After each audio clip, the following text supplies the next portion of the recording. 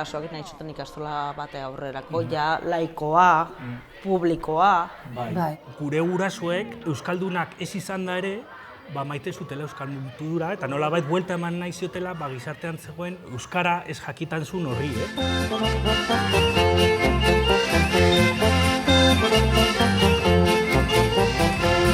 Gaur goizian jeiki nahi zuerte honian, tanke bat topatu du neure kafesnian. Ez dakit zer daukagun bake ala gerra, baina nik bada espadan egin dut puzkerra.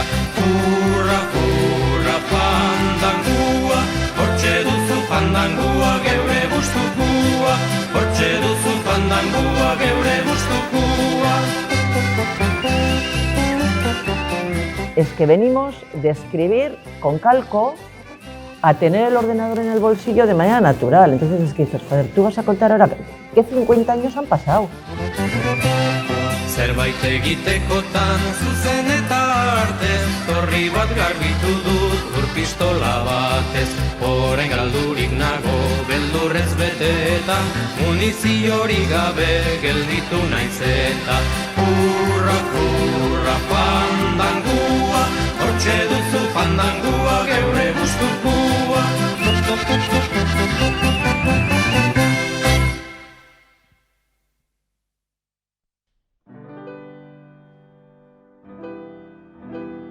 Gasteiz, 1975 urtea.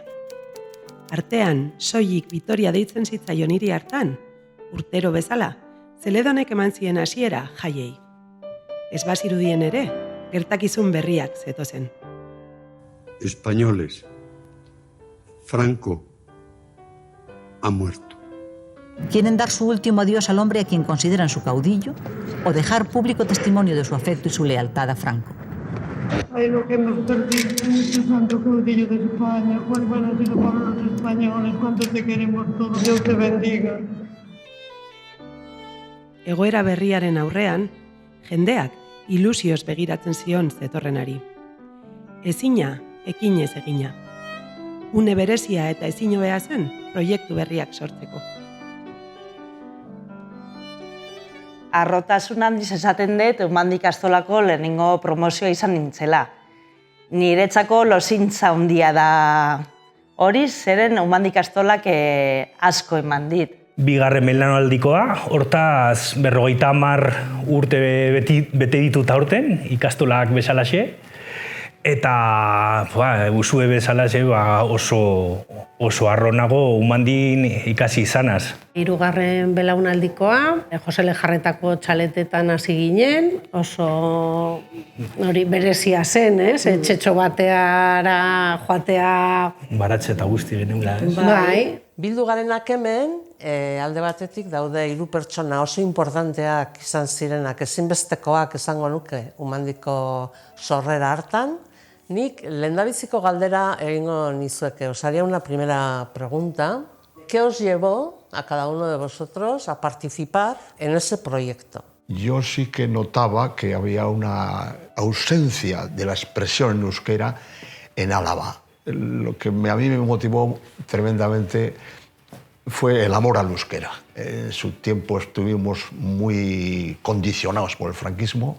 Yo nazco en el año 38, los nacionales, la sublevación franquista viene en el 39, a Bilbao. Y bueno, pues toda esa serie de condicionantes, yo tenía, ya te digo, un estímulo hacia el euskera fortísimo. Y este fue mi comienzo. Nik zera esango nike, orain 50 urte pila pasatu da, eta orduko ideia, Umandi ikastola sortzeko ideia, nik uste dut gaur ere balioa dutela. Alde batetik euskera zen, eta bezaldetik aurrerakoia nahi gendu. Joan ginen ere Bartzelonara, hango eskola berritzailea zire, hau da guk ikasi nahi genuen, gauza berriak egin nahi genuen. Yo pertenecía al Anchale. En el Anchale había un grupo de danzas, un grupo de canto y un grupo de cultura. Entonces, en ese grupo cultural se nos ocurrió que lo importante era el euskera. No nos convencía el modelo que habían creado de Ikastola. Nosotros queríamos crear una Ikastola con otros principios.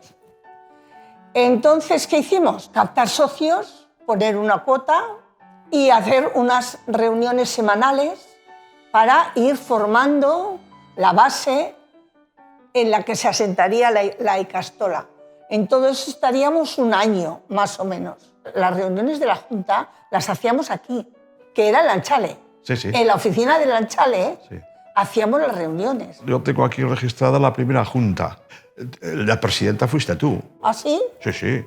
Y tesorera Edurri Urcelay, Nieves Larrazábal, Javier Irigoyen, su marido, Inma Murgoitio, Juan Juranga, Jenny Prieto, Kepa Fernández de Retana y yo. Este grupo fue el comienzo, ¿sí? Orduko giroa oso erbandura zen, painoski. Euskera arraroa eta gaizki begiratua gero. Bai. Bueno, todo esto era sin ningún tipo de financiación exterior. Todo el dinero, lo que hacía falta, lo poníamos nosotros. Y luego ya empezamos a tener alumnos. Creo que empezamos con 6. 7. 6 o 7. Sí. Proiektu honetan lehengoz hasi nintzela juntak hasi zirenean eta horrela, konnotazio publikoekin eta zerbait herrikoiagoa egiteko zegoena baino, denon artean egin zen hor proiektu bat oso polita. 75 zabaldu genuen lehen gela, nik eman nuen lehenengo hilabeteak, eta bigarren kustolakoia Begoñarekin hasi zen Umandiko lehen pauso.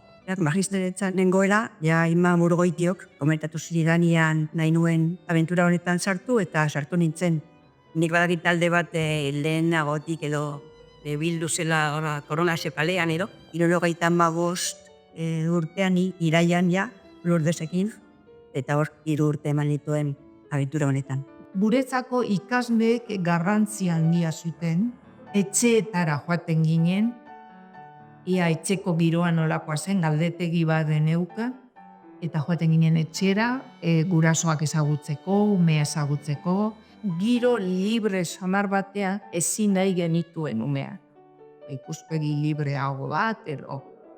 Proiektu oso polita zen ebego, lehenengo eta zazita, geneukan libertade guztiarekin. Nigo goratzen dut, Eulabiden nengoela, nola gurasoek, esaten zuten nola izan behartzen horko pedagogia eta horko gauzak. Guk ostea, Montessori entzuna geneukara. Freire bebai. Waldorf eskolak elkar junginen Bartzelonara ikusteko vanguardiak, han egiten zen vanguardian. Horrek guztiokin saltzamatza batekin da, eta linea bat jarraitu gabe, nola hasi ginen hori umeekin libertade guztiarekin. Eta zen gozada bat. Metodologia aurrerakoia izan zen. Proiektuak nik asko gogoratzen ditut, hori nola gaiak aukeratzen genituen guk, eta gero nola gaia aukeratuta, gero guztia hori matematikak horren inguruan antolatzen zituzten irakasleak, eta bai. Ostiralero egiten genituen asambladak, eta hori bai. Asambladak, zirkulo batean jartzen ginen, oso demokratikoa ziren asamblada horiek. Bai. Azkenean eta horrikase genuen denok eztabaidatzen. Hor gori-gorian geneuzkan gaiak jartzen genituen guztion aurren eta... Ostiraletan asamblada. Bai. Uste dut horretan ikasi genuen denok eztabaidatzera eta errespetatzera. Eta entzutera eta hori oso importantea da. Eskatasuna libertade guztiarekin murritzik ginen. Gogoratzen dut kaletik joan umeekin, didunteko umeekin, eta obrak ikustera joan ginen, eta gela oso pedagogikoa iruditzen zitzaidan. Obrak ikusten egotea, ibidez. Gero merendatzera udaberrian, guten ginen polborinera, umeak hemen merendatzen zuten. Eta elkarrekin merenda erostera ere baina nik zokatxo bat nuen 11 borapilloki, eta ze parreta, zen? Pasatzen zuten primeran, bai. Txikin du bebaie. Beian zegoen fregadea baten izaltu ditut eta goltidera garbuti. Hasieran, Lurdesek eramaten zituen umeak bere kotxean. Gogoratzen du Renault gorri bat, sortzi gainera gogoratzen du. Eta umeak gaur egun hori ezizten hori. Nire gurasoek herri baten bizi ziren eta eramaten nituen etxera bazkaltzera. Ikusi dezaten animaliak eta horrela, eta astean ume bat, etortzen zen bazkaltzera nirekin kotxean, 4 ume horiek, eta bazkaltzera zetorri madekin, nik gogoratzen du kotxea bete da. En la época en que nosotros iniciamos este proyecto, el franquismo estaba ahí y la represión era muy grande. Entonces, para las primeras reuniones las hacíamos en un local parroquial de la Coronación, que el cura, el Quilchano se apellidaba. Quilchano, sí. Quilchano. Sí. Este nos permitió en locales de la parroquia, pero todo con mucho cuidado, porque reunirnos nosotros con estos objetivos y en aquella época era... Estaba prohibido, pero tolerado. Sí. O sea, creo que ya sabían en lo que estábamos. Sí. Yo creo que nos tenían controlados a todos y sabían, pero se toleraba porque se suponía que el final del franquismo ya llegaba. Pero vamos, pero el régimen, estas cosas, nada de nada. Denbora horiek ziren, Frankoren garaiak eta arduan, hori ere gogoratzekoa da, esan Guerrilleros de Cristo Rey hortik zebiltzan bereak egiten eta egiten zituzten, gogorrak. Eta momentu horretan lori mehatxu bat jarri ziguten hemen eskailera horretan idatzita eta joan ginen salaketa bat jartzera, eta denbora horiek ziren. Ikastola martxan jarri eta handik hilabete batzuetara, hirian 6.000 langile inguruk hasi zuten greba, beraien lan egoera eta soldatako betzeko. En Vitoria la tensión laboral no toma ni un minuto de respiro. La patronal no controla lo que pasa en las empresas y hay despidos. 1976ko martxoaren 3an, Gasteizen sortutako borroka eraldatzaile hura bortizki moztea erabaki zuen estatuak. Hiriaren eta estatu osoaren oroimenean odolez idatziz gertakari hura. Respeta de tío.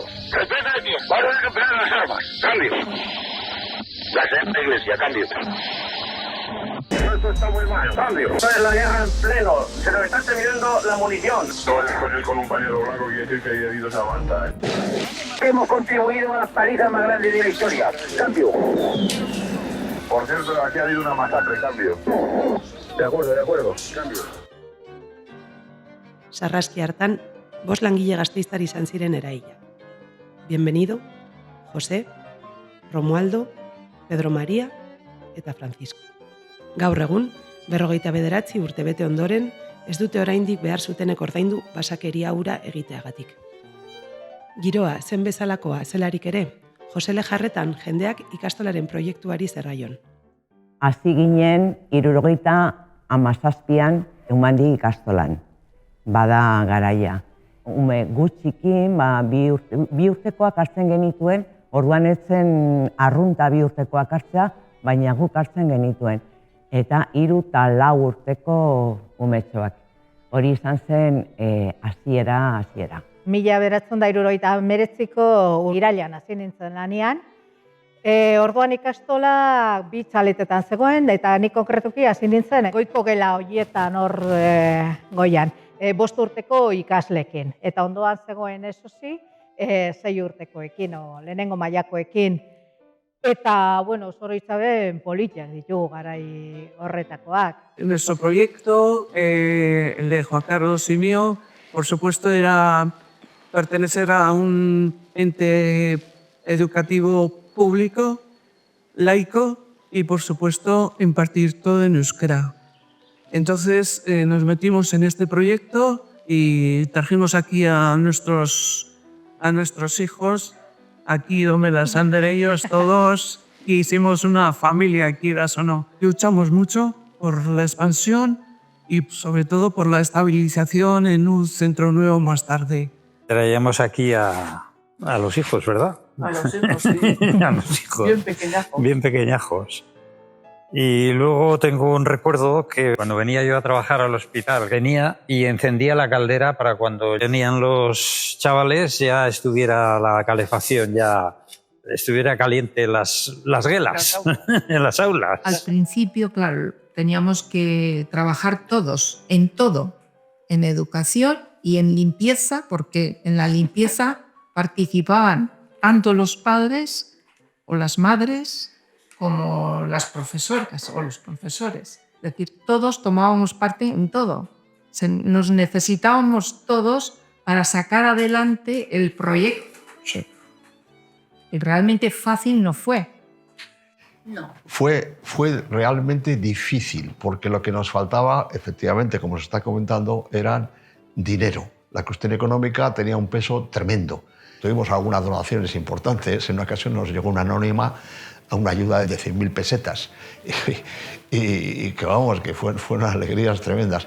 Pero siempre, sobre todo los 3 primeros años, siempre muy justos, siempre muy necesitados de dinero para poder hacer la seguridad social de los andereños. Fue un mundo aquellas reuniones y aquellas cosas que todo consta en las actas que semana tras semana establecíamos, porque eso sí, nos fijábamos mucho en el dinero, teníamos números muy actualizados siempre, veíamos cómo iban las cosas, nos endeudábamos, pero sabiendo que luego llegaría el momento en que nuevas aportaciones y tal, esto, ¿no? Conseguir pintar el centro por dentro, conseguir la calefacción, conseguir que la baracha estuviera en condiciones. Es que fueron muchísimas cosas en las que participábamos todos, nos repartíamos el trabajo, nos exigíamos, ya has hecho esto, ya has hecho lo otro, ¿cómo va esto, cómo va lo otro? Eran algunas reuniones algunas tensas, porque a veces la gente flojea, hablábamos mucho, pero hacer, yo me preocupaba muchísimo del hacer. Queríamos renovar, queríamos hacer algo distinto, algo nuevo. Sí.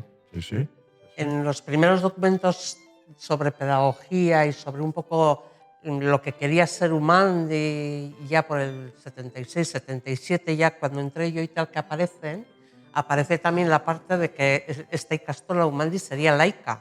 Sí. Entonces, eso está desde el principio también, o sea, que de alguna manera las opciones religiosas eran todas respetadas, que era en el ámbito familiar, pero que la Ikastola como tal sería laica y no implantaría ninguna clase de religión. Eso también fue determinante, un reto que se ha mantenido hasta el día de hoy, a pesar de las presiones que ha habido durante todos estos años, ¿no? Y a mí me parece que eso también era muy importante. Orduan zegoen eleiza, edo pribatuetan frankista zena, ez dakit beste egoera bat, eta orduan gurasoek nahi zuten hortik aparte zegoen zerbait.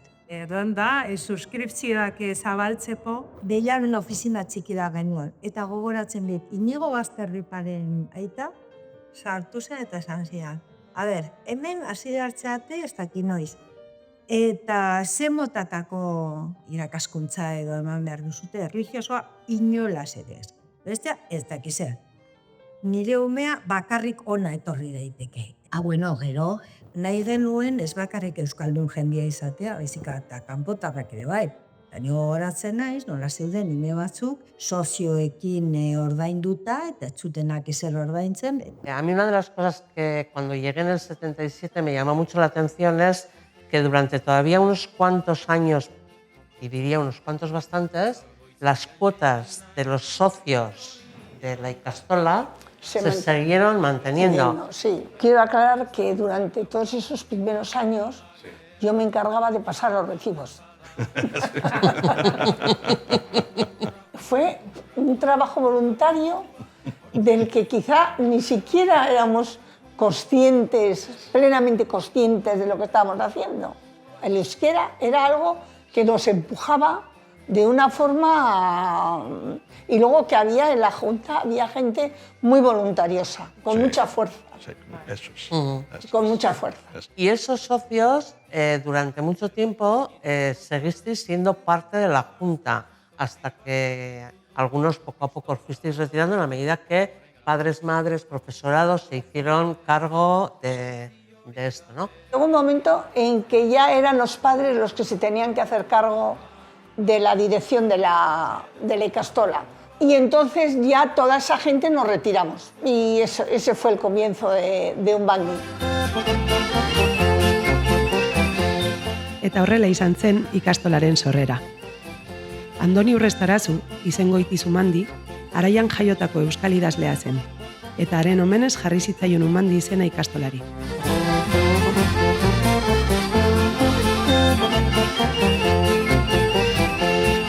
Hasi nintzen lan egiten Umandin, koordinazora bezala zen.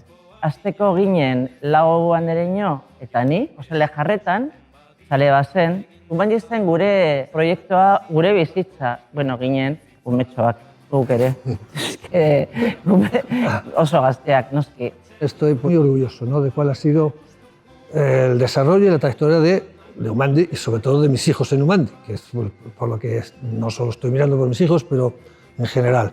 Creo que contribuyó mucho al desarrollo y al éxito que yo creo que reconocemos todos y desde fuera incluso lo reconocen de Umandi, del proyecto de Umandi, la simbiosis que hubo entre el cuerpo lectivo, directivo, como es tu caso y tal, con los aitas. Todo va sumando y se crea lo que al final ha sido, ¿no? Y eso es... Fue una gran familia, Eta ze implikazio handia zeukaten gurasoak, ez da? Bai, hori gore ipatzekoa da, bai. Beti zegoen gurasoren bat prest, ikastolan laguntzeko. Nik uste dut Umandiren arrakasta izan da, proiektu kolektiboa izan dela, eta denok sinisten genuela, sinisten zutela ekimen horretan.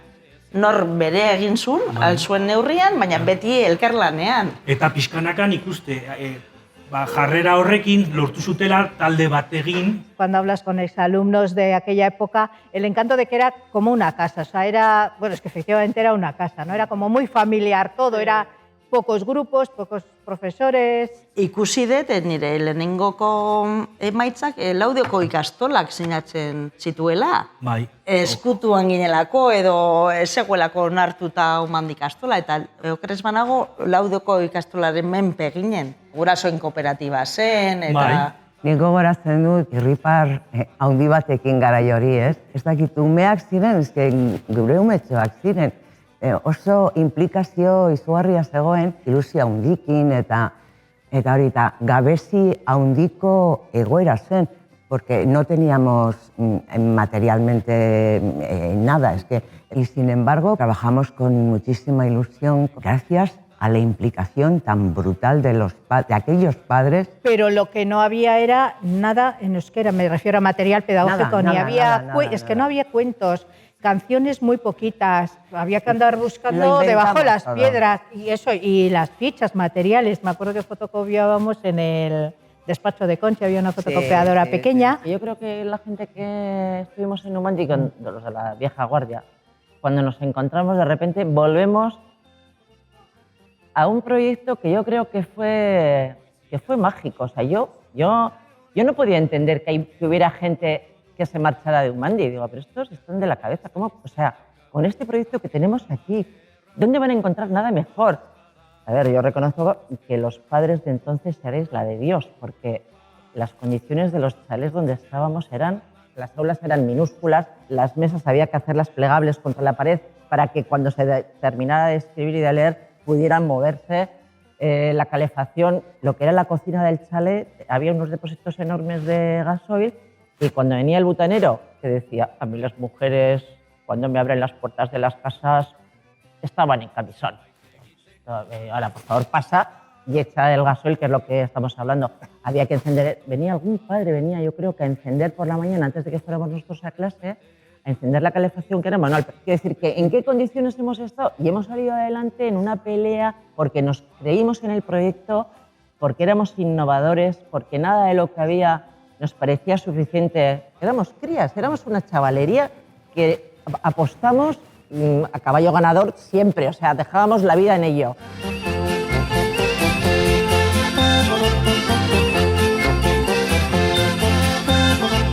Y luego, a ver, mucha inexperiencia, quiero decir que éramos tan jóvenes. Sí. Jóvenes y críticas, porque estábamos poniendo en duda absolutamente todos los métodos pedagógicos. Todo Ancasgora, porque queríamos otra cosa, queríamos hacer cosas... Una alternativa pedagógica. Absoluta, sí. absoluta. Y discutiendo continuamente, esto es mejor. Por todo.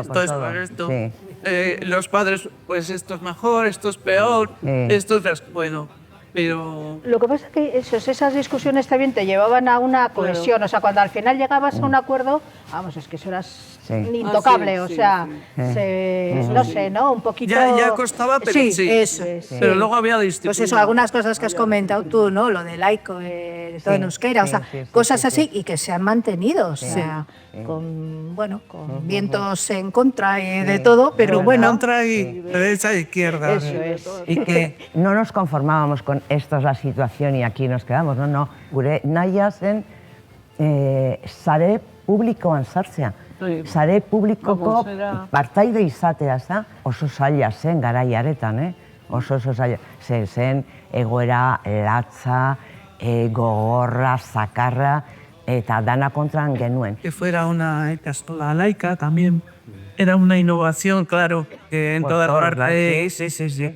La iglesia estaba metida y entonces, pues... No, y hasta no hace mucho todavía preguntaban en Lakua a ver por qué no había clases de religión en Omande. Pues es un tema que se ha sabido bandear con la legislación. Vamos, es que estaba claro que había una contradicción, una contradicción que creías que era una contradicción. Ahí se pidió catequesis a algunos padres de Umandi. Estando dentro del centro, pidieron catequesis para afuera. Y el crucifijo en la clase. ¿Pidieron? Sí, que era... no sabía yo eso. Sí, a pesar de que no era gente muy común, o sea, que los que os metisteis aquí estabais rompiendo con todo y poniendo en el asador vuestros hijos. Yo lo recuerdo aquellos comienzos que fueron muy duros porque era la inseguridad absoluta todo el tiempo. Bueno, por supuesto no sabíamos si nosotros íbamos a cobrar o no, si los padres iban a seguir otro año o no. Tenéis mucho mérito los padres que estuvisteis. Que también eso, yo creo que para todo aquel que quería salir un poquito del raíl clásico, pues era muy atractivo. Era arriesgado, evidentemente, pero era muy atractivo. Familia horiek apostu gogor bat egin zuten, osea, esaten duzu, azkenean gure seme-alabak ari gara hemen jokoan jartzen. Proiektu berri baten bila, ondo aterako dana, o erdi-purdi, o nola aterako dan, ez? Mi hija me suele decir que es muy graciosa, me suele decir, no sé ni cómo os atrevisteis.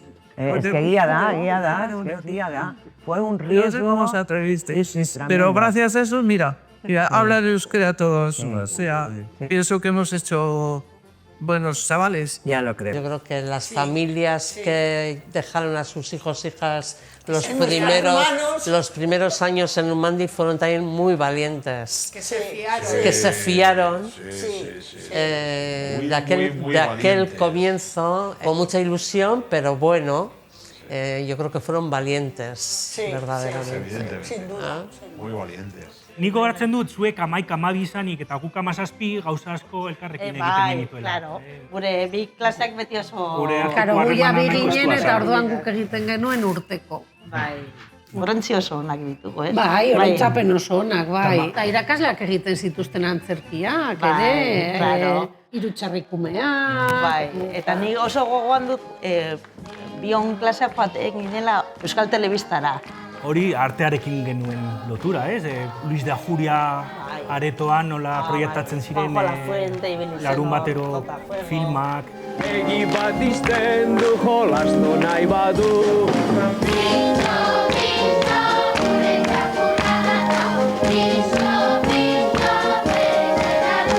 Gaurko honetan Gasteizko Umandi ikastolatik etorri zaizkigu gugana.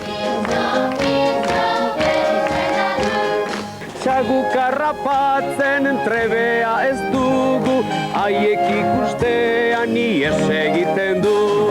Bingo, bingo, gure naturala dago, bingo, bingo, bere izena du. Bingo, bingo, gure naturala dago, bingo, bingo, bere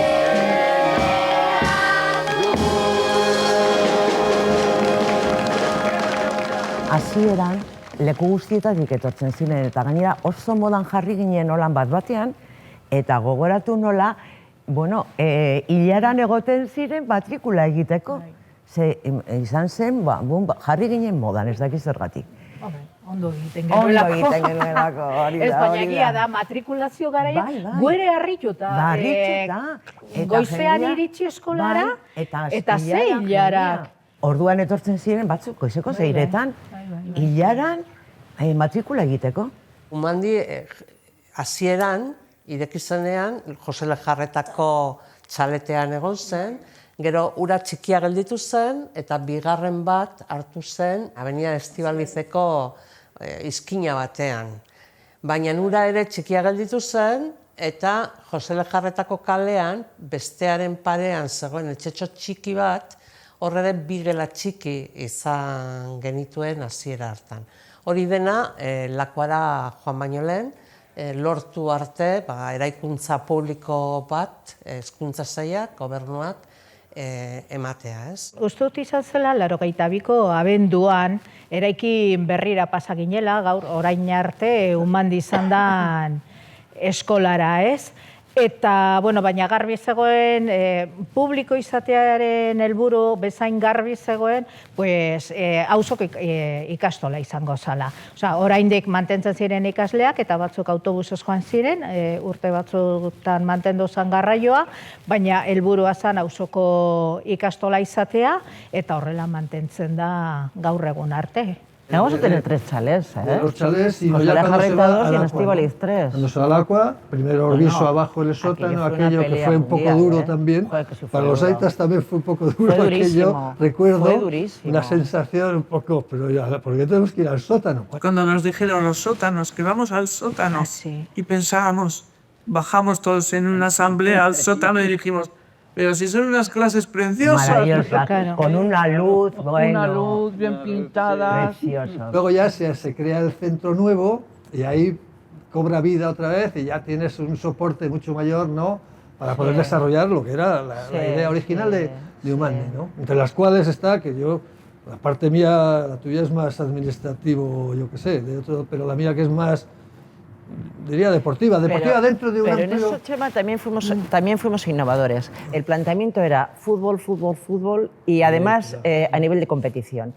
Y contigo dirigiendo el panorama deportivo, llegamos a la conclusión de que el deporte era un instrumento básico en educación y que aquellos que jugaran mal o que no supieran tenían más motivos para jugar. Es decir, yo me acuerdo de que había peleas de que no, si este chaval no vale, que este no venga porque el equipo, lo importante es que ganen, pero que no importaba porque lo importante era que los chavales estuvieran. Y el concepto que tú tenías de que tenía que entrar todo el mundo. Que tenía además la cosa bonita de decir, no importa cómo seas físicamente, si alto, bajo, gordo, tal. Sí. Aquí juegan todos. Y así pasar a todos, o sea, con una filosofía muy bonita de participación en vez de competición. Incluso se proyectó, ahora que estamos cerca aquí de Mendizorroza, a través de Juan Gandía, que era un médico muy conocido de Gasteiz, muy innovador también en muchos terrenos, un plan polideportivo para Umandi, que era que los críos estuvieran con el atletismo como deporte truncal y luego que fueran aprendiendo por los trimestres, pues un balonmano, el otro no sé qué, para evitar. Y, en cierta manera también, el tema de si tienes que competir, hay un momento que vas a competir, a los críos les gusta competir, enseñar a competir. Exacto, exacto. El problema no es a veces, entiendo yo, que sea solo competir. Peleas, porque todo el mundo no lo entendía. Pero no, lo que hay que hacer es cómo se tienen que defender los críos y cómo tienen que interpretar ese aspecto para poder luego crecer. Porque lo de la competición fue un argumento muy discutido. ¿La competición es buena o es mala? Aquello nos trajo discusiones enormes, ¿no?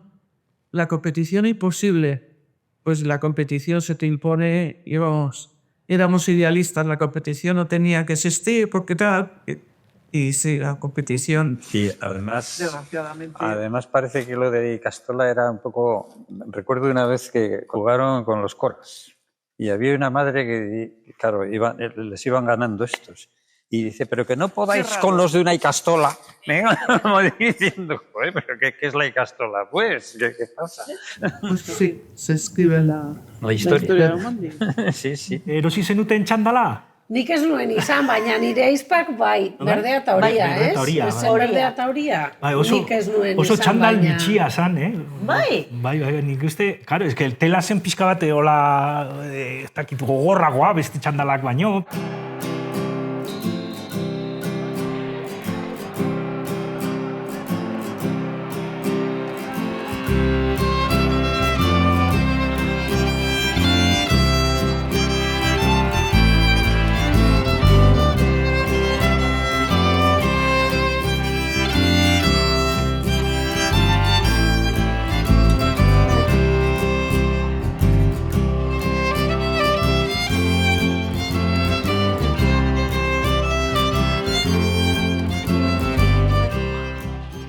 Este edificio que tenemos detrás, que es el pabellón de Mendizorroza, pues yo hace 50 años estaba estrenando este pabellón, más o menos, pues Chigoravera más o menos.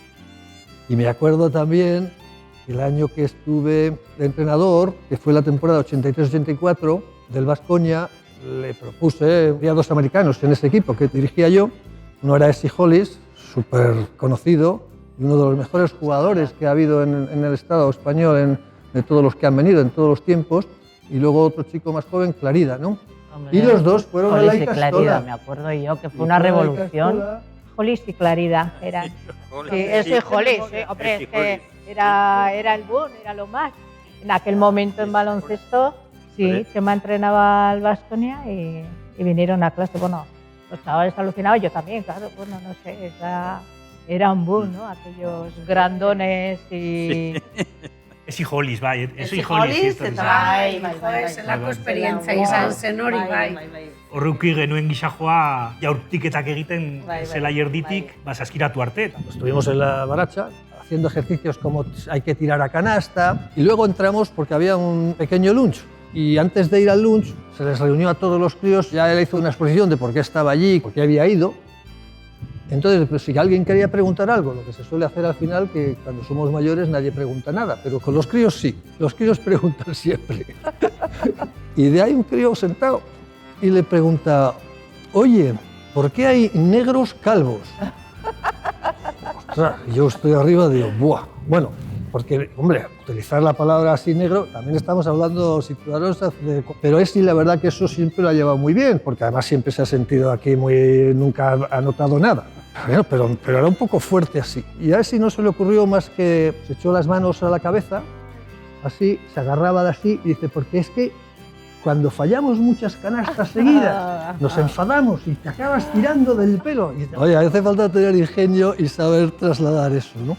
Hola Chema y hola a todos los chicos que habían estado en la Ikastola de aquel entonces. Este vídeo es para daros las gracias por tenerme allí con vosotros y por el cariño que me habéis dado. Eskerrik asko guztiagatik, agur eta ondo pasa. Instalazio zabal eta erosoago batera joan ginen. Hiriko leku ezberdinetatik autobusez joateko aukera kontutan hartuta. Horrela hasi zen proiektuaren etapa berria.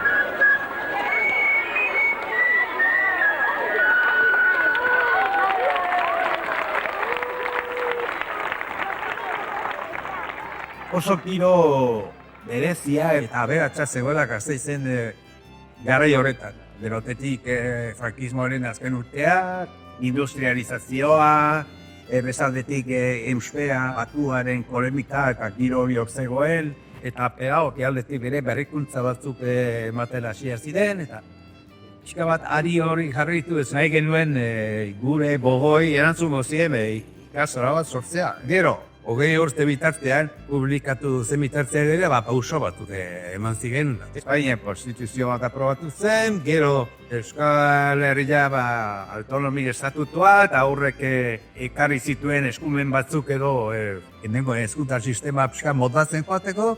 Estuvimos mirando todas las ikastolas que había en Vitoria y la que mejor nos pareció a nivel de metodología y a nivel de profesorado, de gente y de todo, entró en Umandi y pues quise participar un poco, me metí en el consejo escolar. Lo recuerdo como una etapa bonita. Lo mío pues fue una aportación aproximadamente, yo calculo más o menos de unos 10 años en la Icastola. Y allí, en una de las reuniones, fue cuando salió la idea de la revista Sarbot. Un nexo de comunicación entre la Icastola, el Centro Padres y profesores, por mediación de una revista. Aquello se aprobó. De los primeros que estuvo fue Paco, con pocos medios y con muchas horas y mucha ilusión, ¿no?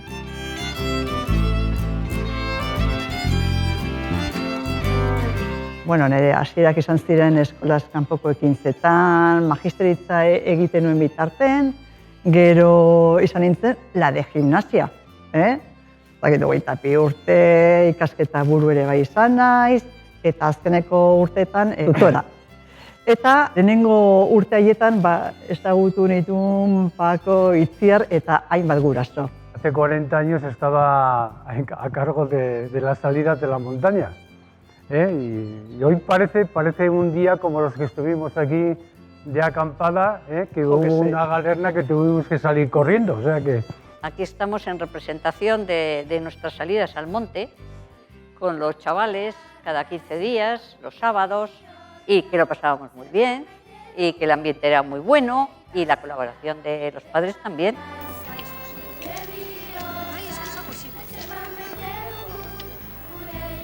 Todo el mundo que quería salir al monte podía salir con padres o solamente con los niños. Entonces lo que hicimos es cada 15 días hacíamos una salida.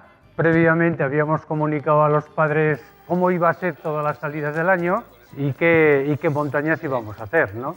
Para ello pues contratábamos un autobús. Creo que nos salió bien prácticamente todo.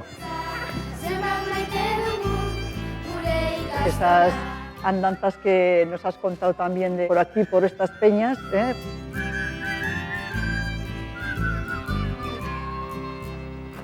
Luego aprovechábamos algunas veces para venir una vez al año por lo menos a la campa esta del Alece, donde acampábamos y realmente lo pasábamos fenomenal.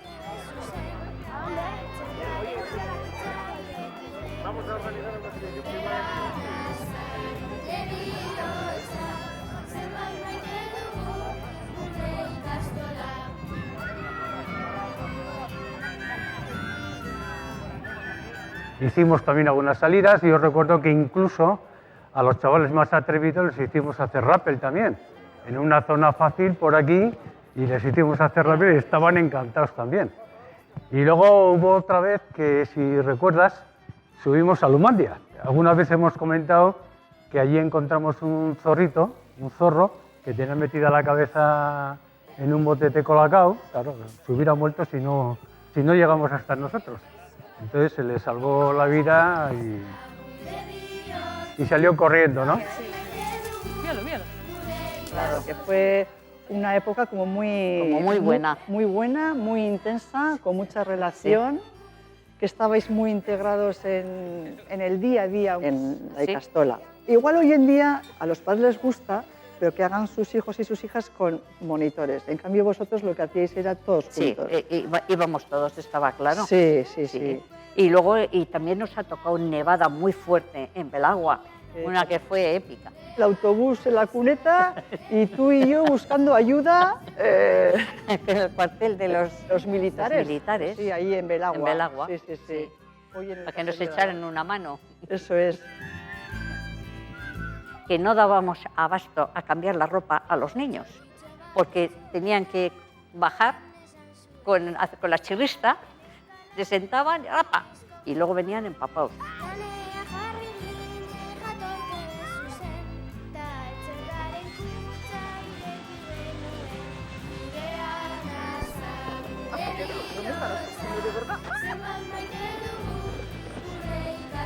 Vamos, que ya no teníamos ropa que poner, pero a los nuestros y a los que venían también, que nos habían dejado para que los cuidáramos, porque había padres que no podían venir, y bueno, pero con las nevadas también frío, frío.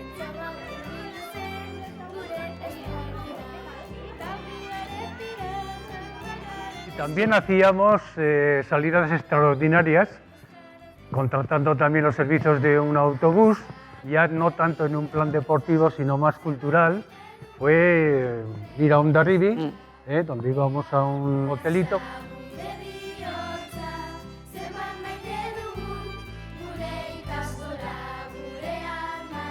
Y hacíamos unas salidas muy bonitas también a Iparralde, algún sitio sí que hicimos en Arlanda.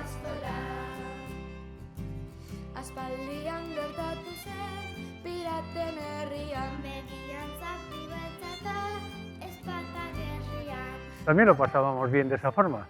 Uno de los días también hubo un viaje con un barco pesquero que nos llevó por toda la bahía y bueno, los chavales estaban encantados. Bueno, y los mayores también.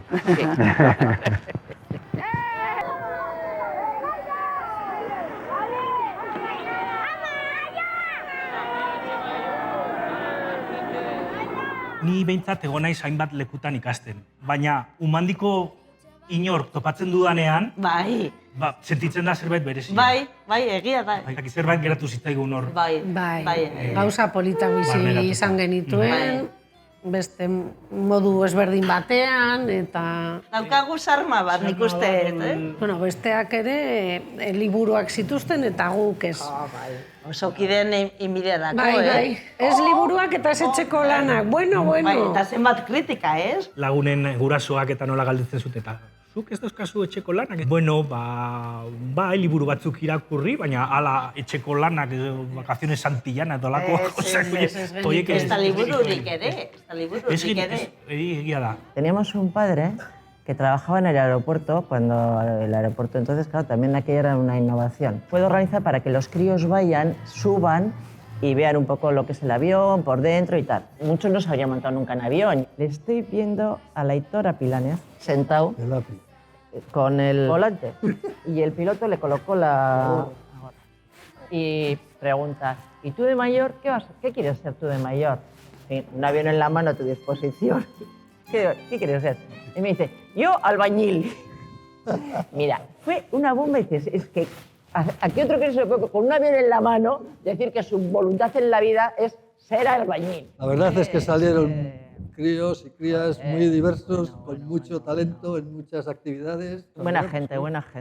Es que esa chavalería es producto de esos padres que estaban implicados. No colocaban los críos en la Ikastola, sino que la Ikastola era de ellos también. Entonces, era el seguimiento, Sí, así se sentía. Era un colectivo de amigos, una gran familia en el que cabía todo el mundo, no sé.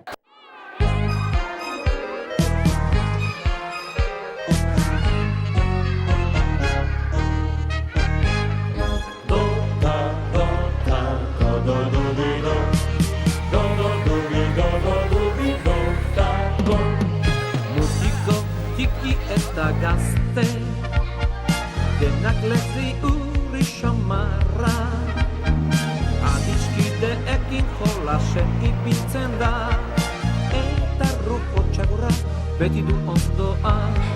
Dota, dota, do-do-du-di-do, do-do-du-di-do, do-do-du-di-do, tako.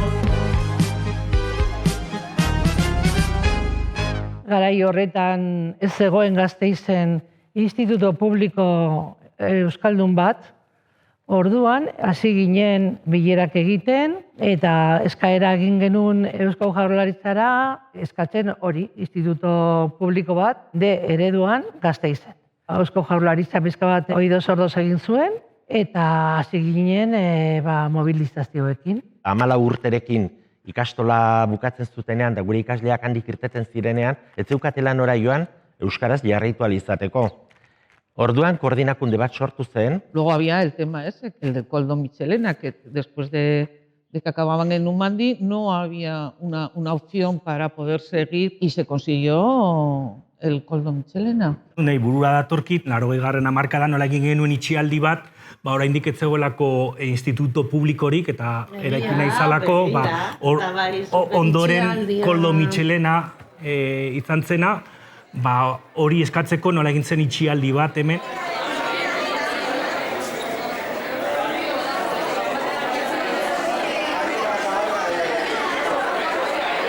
Kontuan izan behar dugu hemen atzean daukagun edifizio hau Koldo Mitxelena Institutua izan aurretik Lope de Torre ikastegia zela, A eredukoa, eta burruka eta gero lortu genuen 88. urtean institutu hau irekitzea. D ereduan eta Gasteizen. Ez zitzaigun zerutik bera erori. Izan zen burruka baten ondorioa eta nahi baten ondorioa. Orduan, nola gogoratzen ditudan urte zoragarriak, biziak, indarra genuen, grina, gogoa, itxaropena, hori guztia lortzeko, eta lortu genuen. Horratx ondorioa edo horratx zer daukagun hemen gure atzean. Baina jendeak jakin beza hau ez dela lortu burrukarik egin gabe.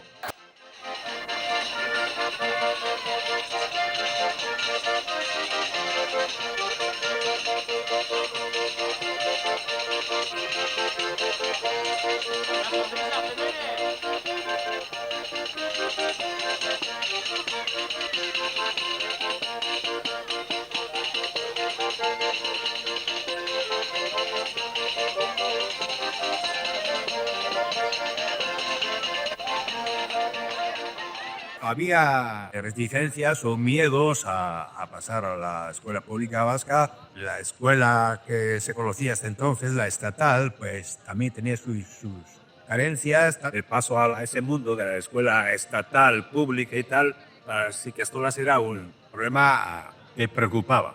El gobierno hizo un plan de euskaldulización, se creó Irale, hubo un cambio, digamos, de generación y nuestras líneas, democracia, participación, la escuela abierta para todos. En el año 1993 ya se aprobó la ley de la escuela pública vasca, aquí detrás de nosotros en el Parlamento vasco. Cuando pasamos a la pública, una de las condiciones era eso, seguir con el mismo profesorado, seguir con la metodología, seguir con el consejo de padres, seguir con todo, y ahí estuvimos peleando y sí que pasamos, se votó y salió mayoría de que queríamos todos pasar a la pública. Hasierako asmoa eta ametsa bete nahian, publiko bilakatu zen Umandi. Anitza, irekia, inklusiboa, euskalduna eta herritarra.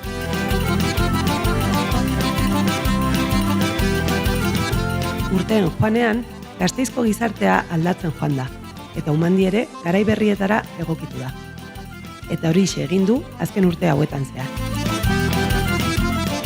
Gaur egun zuzendari nabil hemen Umandi ikastolan, ni ailegatu nintzen ona 2007 urtean. Eta etorri ginen, nire alaba eta biok, bilatzen ari ginen eskola bat, eta bueno, Umandin harrera oso polita egin ziguten, bioi, eta hortxe, dagoeneko 18 urte hemen. 40 urte eman ditut Umandin. 2 seme-alaba ditut, eta biak ere ikastolako ikasleak izan dira. Eta gero ere, hainbat urtetan zuzendari bezala egon naiz. Nik Umandiri asko zor diot, ama gisa eta irakasle gisa.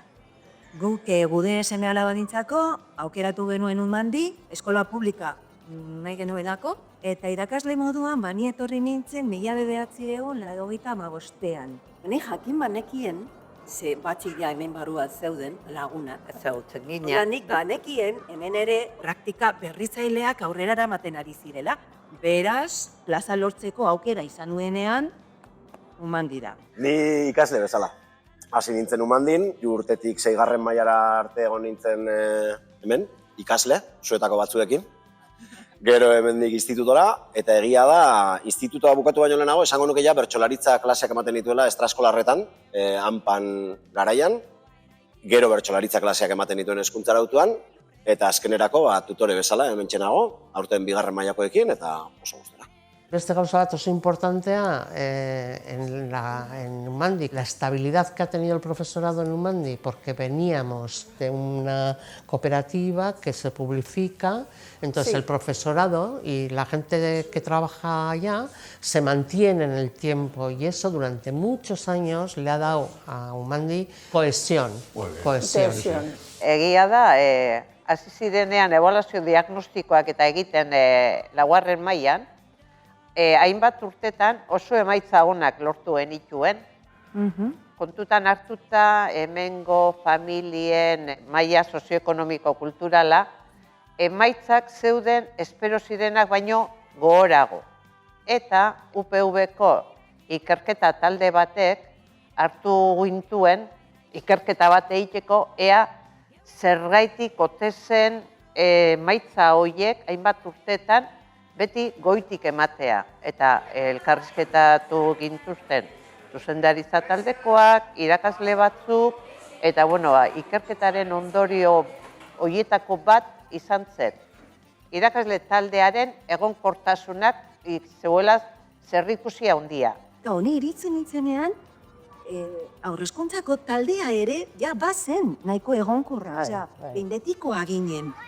Eta horrek lagundu zigun elkarrekin formatzen, guan ikastaroak egin genituen, ikastaro asko, eskidetza, psikomotrizidadea, idatziketa, idazaz eta matematika konstruktibismoaren ikuspuntutik, baina eskutik heldita, ez batek egiten duela, ez taldea, talde osoak, ez? Gainera, formakuntza egiten zenuen eta horrengo urtean jarretzen zenuen toki berean gauza formakuntza hori aurrera eramaten. Ezken nik uste dut ere, ikastolako parteide sentitzen zaren momentutikan, askoz irekiago formazioa egitera, ez bazara parteide sentitzen. Ze parteide ez bazara sentitzen, zaten duzu, urrengo urtean, banoa beste norabaitera. Nik gogoratzen dut ere, jai pilo bat egiten zirela garai hortan. Jaialdiak egoten ziren, jaiak kirolekin umentzako eta sariekin, egoten ziren, eta normalan gainera irakasleek ere parte hartzen zuten alako jaialdietan, eta nik uste dut horrek ere ematen ziola, ez dakit, gurasoi ere hurbiltasuna, izaera hori. Nik gogoratzen dut, nire anaiak ni baino sarragoak dira. Nik banekien ze irakasle edukiko nuen 2 urte beranduago, eta tokatzen zen, hain justu hori, bazenekielako mantenduko zela bertan, eta beti 7. eta 8. mailan, Isabel, eta ez dakit nor, 5. eta 6. mailan, ez dakit zein da, ez dakit. Ez, beti zeuden batzuk, eta bazenekien zein tokatuko zitzaizu.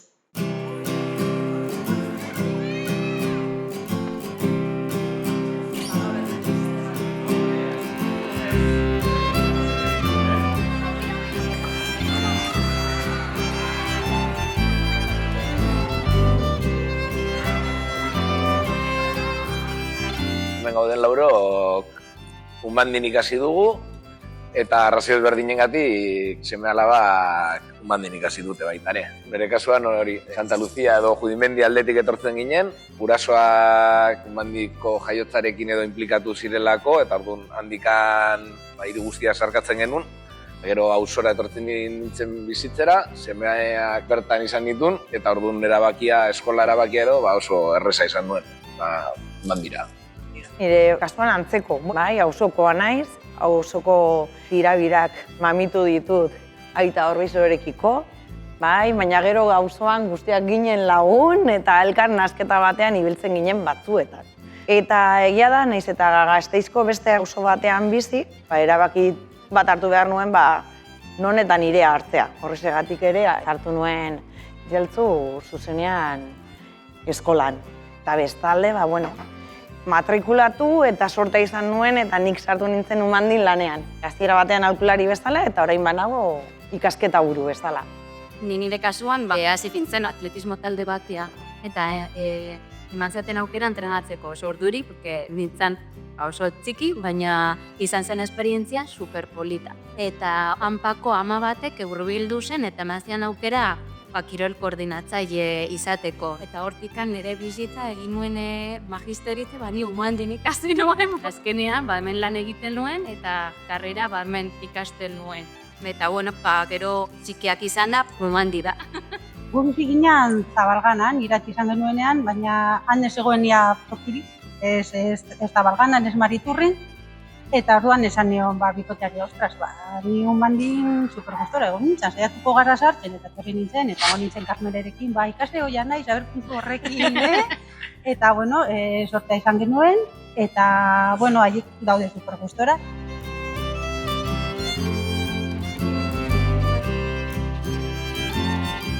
Etortzen ginen batzuk autobusen eta beste batzuk ziren auzokoak.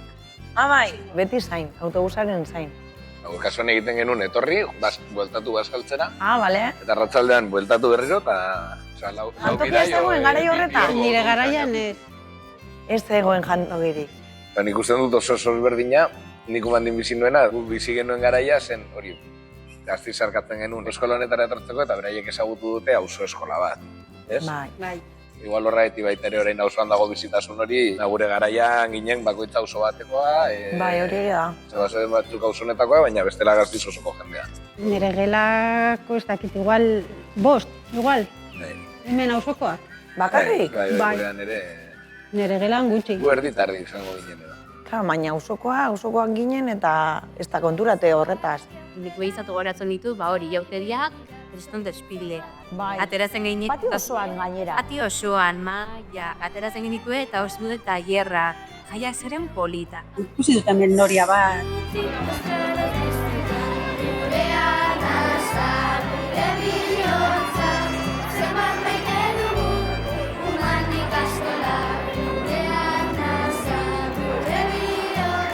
Naiz eta auzo honetakoa ez naizen, beste ama batekin erabaki genuen Eumandi ikastola ekartzea 2018an Alaba. Ikusi genuen gaur hezkuntzan zegoen proiektua polita zela eta pedagogia aurreratuak erabiltzen zituztela, beraz dudarik gabe beste auzo batetik ona matrikulatzea erabaki nuen.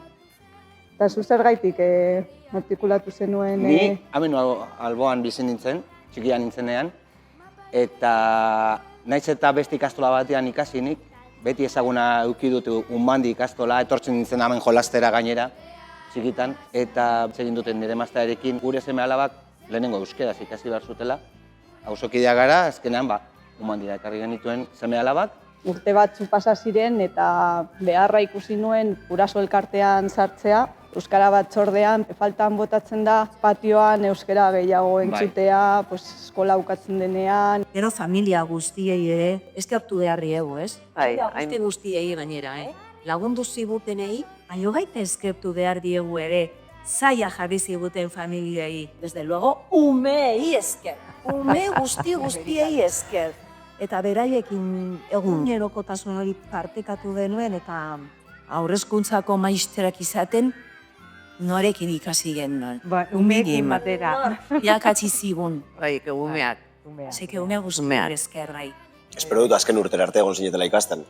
Bai. Ze, hola izaten da, ni behintzat hori somatzen dut, ez? Egunerokoan urtero gauza pare bat hiru ezberdin gertatzen zaizkizu, inoiz gertatu zaizkizunak, eta ikasketa bat izaten dira guneekin. Hori egia da, ez dago amaierarik horretan. Beti ikasten dituzu gauza berriak, eta pentsatzen duzunean dana dakizula, konturatzen zara ez dakizula ezer. Zenbat eta gehiago jakin, gure utxunen kontzientzia ere handiagoa izaten dela. Bai, hori egia da. Kontzienteagoa gara utxuneak, eta saiakera egiten dugu behintzat, utxune horiek osatzen. Umandi ikastola, 50.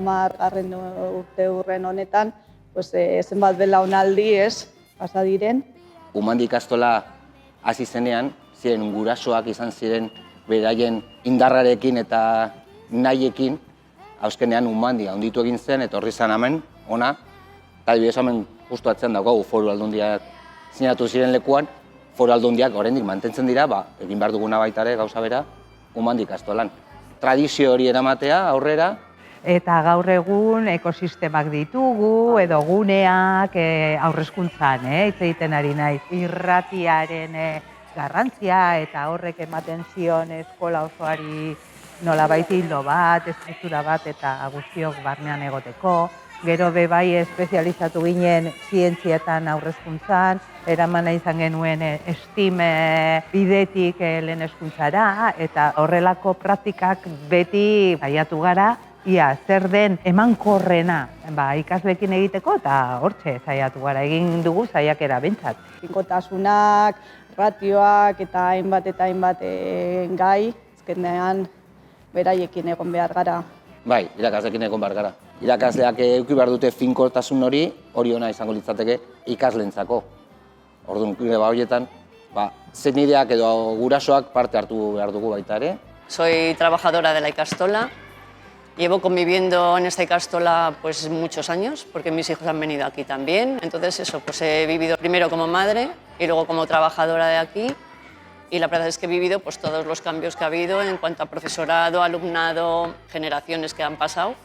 y la verdad es que he estado muy a gusto, me han tratado súper bien. Ha sido para mí una familia, para mis hijos también. Ellas son la nueva generación. Hau da nire lehenengo ikasturtea Unmandi ikastolan.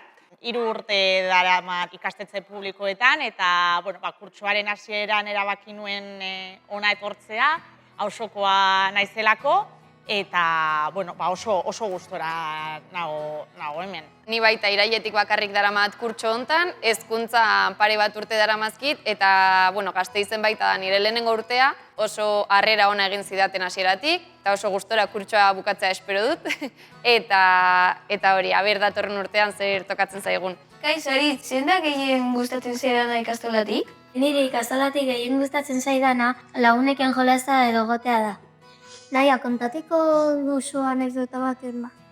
Bai, orain kontatuko dizut. Ni txikian nintzenean 4 urte neukanean, gioden egiten arranoko ariketa bat, eta itzali zituen argiak, eta kide bat koska egin zidan besoan. Orduan, nik hasi nintzen negarrez, maizua etorri zen, eta piztu zuen argia. Asier, zer uste duzu aldatu duela 50 urte hauetan?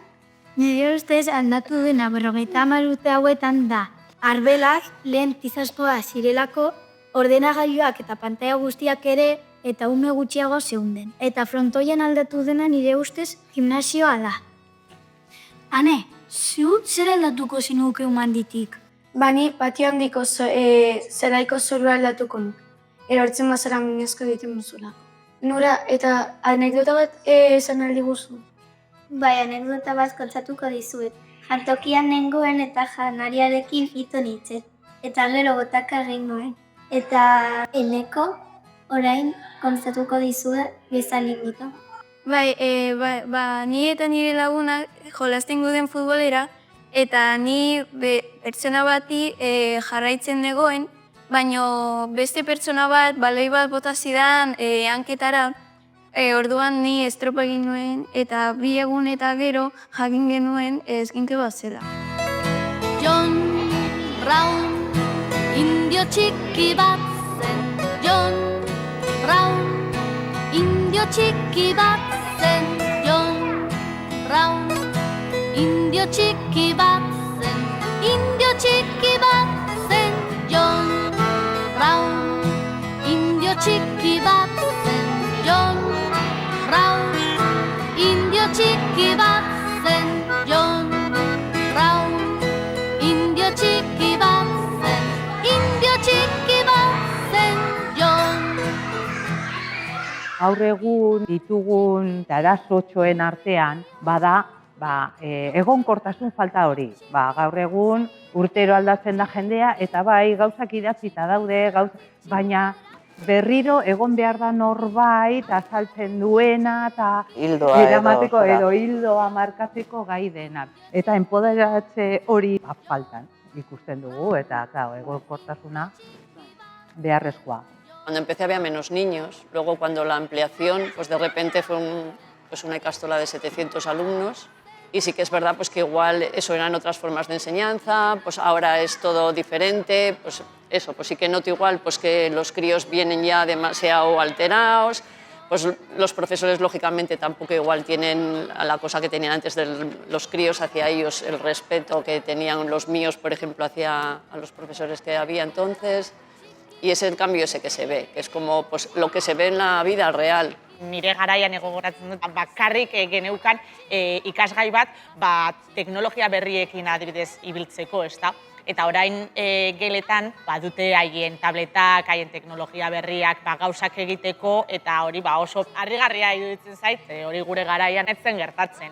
Nabaritzen da pantaila pilo bat dituztela beraien bizitzetan, eta horrek oztopatzen du pixkatxo bat gure lana. Es que de dónde venimos, es que son 50 años que en realidad hacíamos las listas en máquinas de escribir con papel de calco, que hoy nadie sabe lo que es eso, pero que había que hacerlas así, ¿no? Y evolucionamos. Yo me acuerdo, un día fui al claustro y dije, tenemos presupuesto, tenemos que comprar un fax. ¿Qué es eso? Y digo, no sé qué es. Porque todo el mundo me pregunta a ver si tenemos fax para mandarnos el menú del comedor o los recorridos del autobús. y yo no sé, pero es una cosa que es barata y todo el mundo me pregunta a ver si tenemos, y tenemos capacidad para comprarlo, y ya compramos el FAS. Pues es que nos duró nada. El Departamento de Educación nos dio a Umandi X ordenadores que eran televídeos de esos que tenían un disquete así blando, de estos así, que se metían dos, uno que era el punto de arranque y el otro era donde se grababan las cosas. Y teníamos un Gonchal, el Gonchal Fontaneda, un elemento clave en Umandi. Estaba yendo a Arriaga a aprender informática, que era, yo creo que el primer sitio de Vitoria donde estaría enseñando informática, digo yo. Y le dije, Gonchal, tenemos aquí esto, podíamos hacer algo. No sé si venía 2 días a la semana, podía ser, después de comer, a enseñarme a mí cómo se programaba para que yo fuera capaz de hacer las listas. En fin, me costó, en fin, pero lo conseguimos. Y pusimos en marcha ese ordenador cuando no había internet. O sea, porque ya lo de internet ya me parece, es que venimos de ahí, ¿eh? O sea, que no son los 50 años, o sea, que es que estamos en un cambio de era. Gero eta lan burokratiko gehiago eskatzen digute. Horrek kentzen digu denbora, arreta zuzenatik agian kendu behar duguna. Gure lanaren artean daukagu burokrazia kontuaz, gauza pilo bat edo dokumentu pilo bat bete behar ditugu. Gure lana umeekin egiteko, pixka bat zailago bihurtzen da, ez da, orduan ez dakit.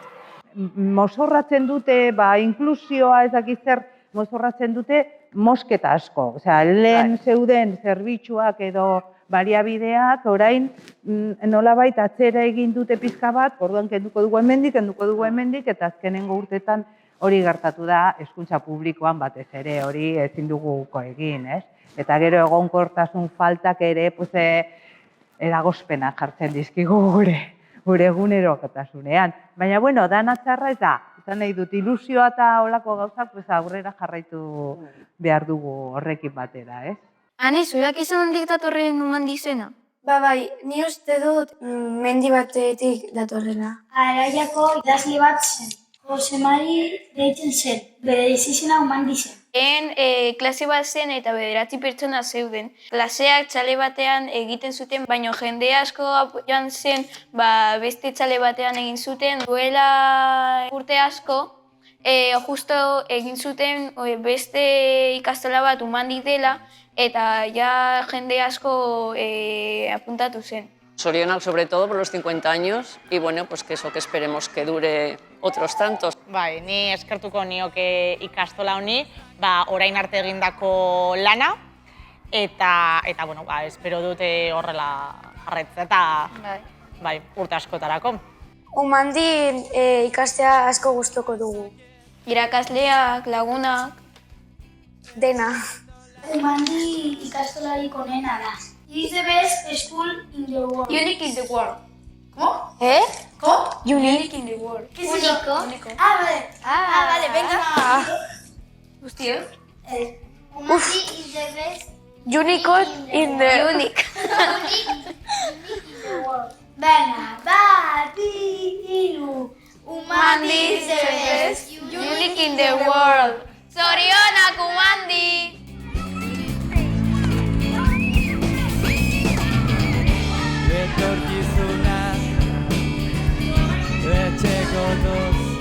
Ezeko luke, nire pintzat eta inguruan gauderak ere bai, oso harro gaudera Euskal Eskola Publikoaz, eta momentu honetan jarraitu beharra dagoela borroka horretan, zeren haizeak ez dira hain aldekoak, gobernua daukan hainbat asmorekin. Gu Umanditik beti egon gara borrokatzen eskola publikoaren alde, beti.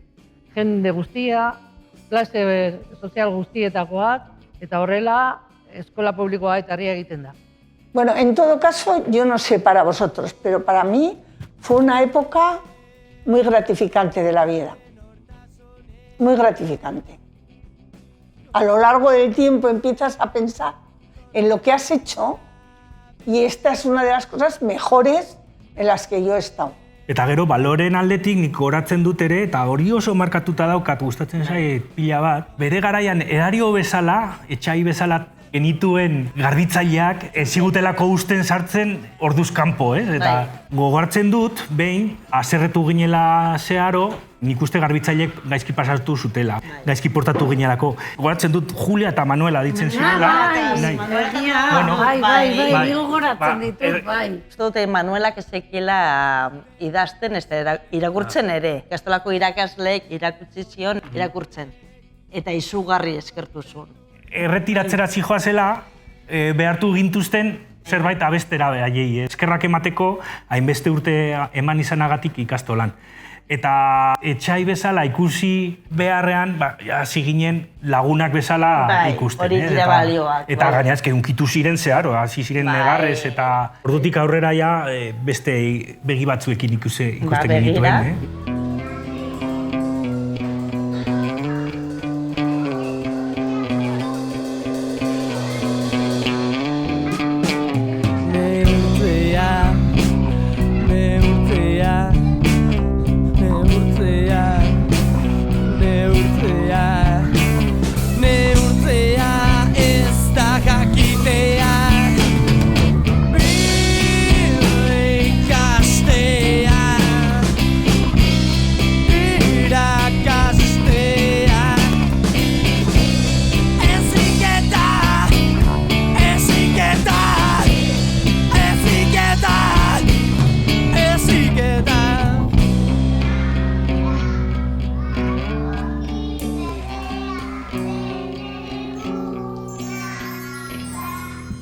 Balioak, ikasi izan ditugu funtzean batez ere, bai. Nik beti esaten dut, matematika edo geografia astu alda. Baina txikitatik ikasitako balioak ez dira inoiz ahazten. Ikusitakoa ikusita eta ondorioak ikasita, guretzat argi dago. Hezkuntzak behar du izan, aurrerakoia, laikoa eta publikoa.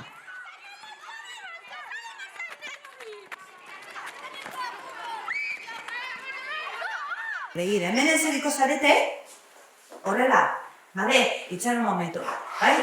Begira, grabatu nahi dugu bideo bat zuekin. Esanez, sorionak Unmandi, ze badakizue, Unmandi benunke betetzea dela. 50 urte betetzen ditu. Eta, bideo hori grabatu behar du, atera den mutila, beinatek. Orduan, joango naiz bere bila. Eta zue bitartean goze zaretener, zegin duzue, 11 jan. Baina, ditzaron ni joan arte. Dik, joaten dezenean, zenbatzen duzuen.